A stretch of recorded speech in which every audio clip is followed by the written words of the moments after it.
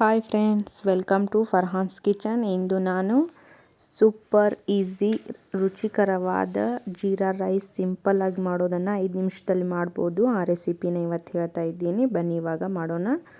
ನಾನು first cooker ತೊಗೊಂಡಿದ್ದೀನಿ. ಕುಕ್ಕರ್ನಲ್ಲಿ 2 table ಸ್ಪೂನಷ್ಟು ಎಣ್ಣೆ ಹಾಕ್ಕೊಂಡಿದ್ದೀನಿ. ನೀವು ಇದಕ್ಕೆ ಎಣ್ಣೆ ಸ್ಕಿಪ್ ಮಾಡಿ ತುಪ್ಪನೂ ತೊಗೋಬೋದು. ನಾನು ಎಣ್ಣೆ ಹಾಕ್ಕೊಂಡಿದ್ದೀನಿ. ಇವಾಗ ಎಣ್ಣೆ ಕಾಯಲು ಬಿಟ್ಟಿದ್ದೀನಿ.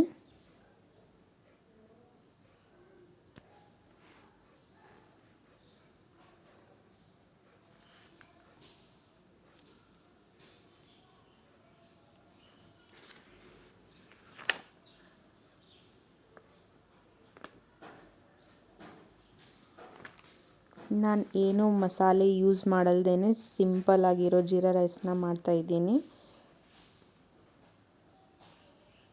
ನಾನು ಫಸ್ಟು ಲವಂಗ ದಾಲ್ಚಿನ್ನಿನ ತೊಗೊಂಡಿದ್ದೀನಿ. ನಂತರ ಅದಕ್ಕೆ ತೇಜ್ಪತ್ತ ಹಾಕ್ಕೊಂಡಿದ್ದೀನಿ. ನಂತರ ಸ್ವಲ್ಪ ಜೀರಿಗೆನ ಹಾಕಿದ್ದೀನಿ. ಇದೆಲ್ಲ ಫ್ರೈ ಆದಮೇಲೆ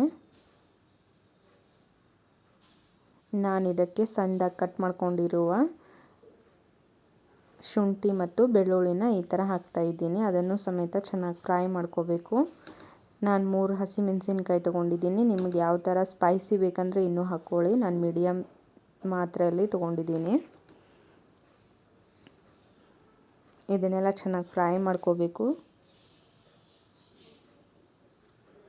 ನಂತರ ನಾನು 1 ಗ್ಲಾಸ್ ಅಷ್ಟು ಅಕ್ಕಿ ತೊಗೊಂಡಿದ್ದೀನಿ.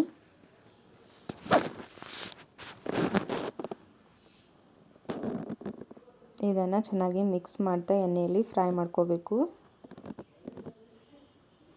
ನೋಡಿ, ಈ ಥರ ಫ್ರೈ ಆಗಿದೆ. ಅರ್ಧ ಲಿಂಬೆ ಹಣ್ಣನ್ನ ತೊಗೊಂಡಿದ್ದೀನಿ. ಅದರ ರಸ ಹಾಕ್ಕೊಂಡಿದ್ದೀನಿ. ಇದಕ್ಕೆ 1 ಗ್ಲಾಸ್ ಅಕ್ಕಿ ತೊಗೊಂಡಿರೋದ್ರಿಂದ ನಾನು 2 ಗ್ಲಾಸ್ ಅಷ್ಟು ನೀರು ಹಾಕ್ತಾಯಿದ್ದೀನಿ.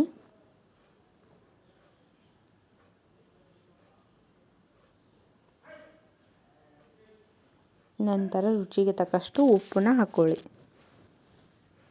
ನಂತರ ಚೆನ್ನಾಗಿ ಮಿಕ್ಸ್ ಮಾಡಿ ಕುಕ್ಕರ್ ಮುಚ್ಚಳವನ್ನು ಮುಚ್ಚಬೇಕು. 3 ವಿಸಿಲ್ ತಗೊಳ್ಳಿ.